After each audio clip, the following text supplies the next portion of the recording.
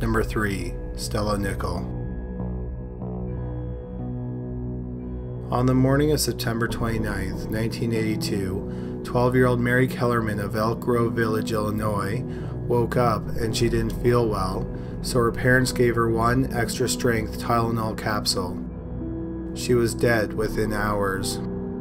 Later that same day, a 27-year-old postal worker named Adam Janis, who lived in Arlington Heights, Illinois, died of what was originally thought to be a heart attack. After he died, his family gathered at his house to grieve. His brother, 25-year-old Stanley, and Stanley's wife, 19-year-old Teresa, both developed headaches, and they each took some Tylenol that they found in Adam's house. Stanley died that day, and Teresa died 2 days later. The medical examiner determined that all 4 deaths were the result of cyanide poisoning. These deaths were followed by 3 more in Chicago and its suburbs. The victims were 2 35-year-old women and a 27-year-old woman. The police learned that all the victims had taken Tylenol capsules before they died. The police tracked the pills, and they all came from different stores and different factories. That means someone took Tylenol bottles, opened the capsules, put in some cyanide, closed the capsules, and then put the bottles in random drugstores throughout the Chicago area. This led to Johnson & Johnson doing a massive recall. In response to the poisonings, they introduced new tamper-proof bottles, and eventually they moved away from capsules to tablets. Although there were several suspects, no one has ever been arrested for the poisonings. The strongest suspect is a man named James William Lewis. He sent a letter to Johnson & Johnson saying that the killings would come to an end if they paid him $1 million. Lewis was arrested, and he ended up serving 12 years in prison for the letter. The Department of Justice were never able to gather up enough evidence against Lewis, so he was never charged. Lewis has always maintained his innocence. The rash of poisonings also inspired many copycat incidents. There were supposedly 270 of them, and 36 of them were serious poisonings. One of the worst cases happened 4 years later in Auburn, Washington. On the morning of June 11, 1986, Sue Snow woke up and she wasn't feeling well, so she took 2 Excedrin capsules and she died later that day. The medical examiner immediately knew that it was cyanide poisoning because she smelled bitter almonds, which is a sign of cyanide poisoning. When the story made the news, 44-year-old Stella Nickell got in touch with the police, and she told them that her husband, 52-year-old Bruce Nickell, had died just days earlier on June 5th after taking 4 Excedrin capsules. His original cause of death was ruled as complications from emphysema, but his remains were retested, and the results came back that he was killed from cyanide poisoning. During the police investigation, they tested 2 bottles of Excedrin that Stella had just purchased, and both of them contained cyanide-laced pills. Besides cyanide in the capsules, they found algaecide, which was used in home aquariums. In Stella's trailer home, she had an aquarium. She denied ever buying the algaecide, but the owner of the local pet store refuted her claim. Also in the trailer, the police found a book about poisons that was covered in Stella's fingerprints. Finally, Stella's daughter came forward and said that Stella had been plotting to kill Bruce for years because she wanted his life insurance money. So you may be wondering why Stella went to the police after she killed her husband and had clearly gone away with murdering him. Well, that's because if Bruce didn't die of natural causes, like he was murdered by a maniac who was poisoning Excedrin capsules, then his life insurance would have paid out more. After her husband's death was ruled complications from emphysema, Stella put 5 contaminated bottles on the shelf in Seattle area stores and hoped that someone else would die. She was convicted and she was given a 90-year sentence. However, she'll be eligible for parole in 2018. Number 2. Matthew Milat. On September 19, 1992, the bodies of 2 women were found in Balanglo State Forest in New South Wales, Australia. They were identified as 21-year-old Caroline Clark and 22-year-old Joanne Walters, who were British citizens that were hiking in the area, and they had been missing since May. Both had been stabbed multiple times, including stabs to the spine that would have kept them alive, but paralyzed. Clark had been shot 10 to a dozen times in the head. Walter's pants were buttoned, but unzipped. The police speculated that she was sexually assaulted, and that her pants were hastily put on. In October 1993, 2 bodies were found 200 feet from the first 2. The bodies were James Gibson and Deborah Everest, both 19, and both were Australian. They went missing 4 years earlier, in 1989. Their remains were badly decomposed, but the medical examiner found the same paralyzing stab wound in the spine. Like Joanne Walters, the button of Deborah Everest's pants were done up, but the fly was down. The discovery of the bodies of the second couple prompted a larger search of the forest. Weeks later, on November 1st, the police found the body of Simone Schmidl, a 21-year-old German national who had been missing since 1991. 3 days later, the bodies of a third couple were found. 21-year-old Gabar Neugebauer and 20-year-old Anja Habschied, who were German, were reported missing around Christmas 1991. This time, Neugebauer had his fly down. He had been strangled and shot several times. His girlfriend had been stabbed and her head was missing. It has never been found. She had been decapitated in one swift blow with a machete or a sword. Like the first 4 victims, these 3 victims had been stabbed in the spine, which would have paralyzed them. When the discoveries of the bodies hit the news, people contacted the police saying that someone from the Milat family, who didn't live far from where the bodies were found, might be involved in the murders.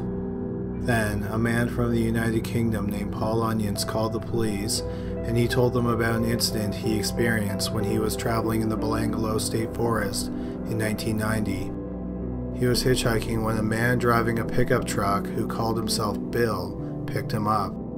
Onions felt uncomfortable with the man, and when he pulled off on the side of the road, Onions tried to leave the car. Bill flashed him a revolver and told Onions to put his seatbelt on. Instead, Onions ran from the truck, leaving behind his backpack, which contained his passport, and he was able to flag down the car. The woman in the car drove him to the nearest police station. Onions made a police report, and after getting a new passport, he returned home to the United Kingdom.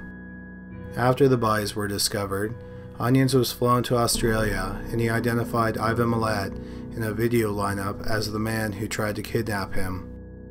Milat was arrested, and in his home the police found several personal items belonging to the murder victims.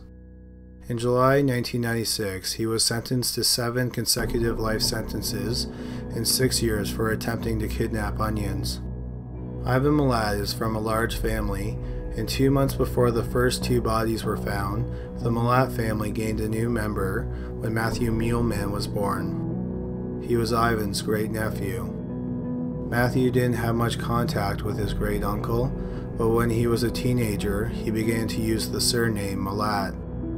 A month before he turned 18, in November 2010, Matthew told some friends that they were going to Belangolo State Forest because someone needed to die. On November 20th, Matthew, along with 2 of his friends, 17-year-old Chase Day and 18-year-old Cohen Klein, lured a teenage boy named David Ochterlony out to the same forest where Ivan Milat hunted for his victims. Once there, Matthew struck David with the double-sided axe that is pictured here. Klein recorded audio of the attack, and on the recording, Matthew verbally torments David for about 15 minutes, while David pleads desperately for his life. Chase Day is also heard on the tape, pleading for Matthew to stop. Klein told Chase to go sit in the car and wait, and he obeyed. Matthew continued to torture David, while Klein continued to record it. David finally died after an axe blow to the head that can be heard on the recording. Tragically, it was David's 17th birthday. The young men buried his body in the forest, just like Ivan did, and then drove home. David's body was found a short time later after the police received an anonymous tip. Matthew and Klein were arrested and charged with the murder. Chase Day was never charged in connection with the crime. While in prison, Matthew wrote some poetry boasting about the murder. At Matthew's trial, the poem was read aloud in court, and the audio recording of the murder was played. In 2012, Matthew was sentenced to 43 years in prison without the chance of parole for 30 years, while Klein was handed a 32-year sentence, and he'll be eligible for parole in 2040. Number 1. Heriberto Seda. In November 1989, the New York Police Department received a strange letter that read, "This is the Zodiac. The first sign is dead. The Zodiac will kill the 12 signs in the belt when the zodiacal light is seen. The Zodiac will spread fear. I have seen a lot of police in Jamaica Ave and Alden Lane, but you are no good and will not get the Zodiac. Orion is the one that can stop Zodiac and the Seven Sisters." At the time, the NYPD received hundreds of letters every week, and most of the time letters like that were just hoaxes. Nevertheless, they did check the letter to see if it could be connected to any unsolved murders, but it turned up nothing. About 5 months later, on March 8, 1990, 39-year-old Mario Orozco was walking across the road in Brooklyn. A man wearing a brown ski mask walked up behind him and shot him point blank in the back. As Orozco laid on the ground, the man in the mask pointed the gun in his face, but he didn't fire. He walked away and left Orozco to die in the street. Luckily, Orozco survived the shooting. 3 weeks later, 33-year-old Herman Montenegro was walking home after spending the night drinking. He was shot in the back by an unseen assailant. The shooting occurred in the Bronx, just 6 blocks away from where Orozco was shot. Like Orozco, Montenegro survived the shooting. A similar gun was used in both attacks that didn't leave groove marks on the bullet. The police thought that the shooter was using a homemade zip gun that fired .22 caliber bullets. May 31st, 1992, there was another shooting. 78-year-old Joseph Prost was standing on a street corner in Queens. A bearded man walked up to him and asked for $1. Prost said no, and the man started to walk away. Then suddenly, the bearded man turned around and shot him in the back. Unfortunately, Prost died in the hospital 3 weeks later. Near his body, the police found a note. In the note, there was a pie-shaped diagram with 3 triangles. In each triangle, there was a different zodiac sign: Scorpio, Gemini, and Taurus. It also listed off the dates and times of all 3 shootings. The police looked at their records and discovered that Orozco was a Scorpio, Montenegro was a Gemini, and Prost was a Taurus. The note was signed off as Faust, who is a character from German legend that sells his soul to the devil in exchange for knowledge and pleasure. But the writer also called himself the Zodiac and drew the Zodiac sign. The note indicated that he was going to kill 12 people, 1 for each astrological sign. He seemed unaware that his first 2 victims didn't die. The police thought that the shooter was working on a schedule. There was a 21-day gap between the first 2 shootings, and then 63 days between the second and third shootings.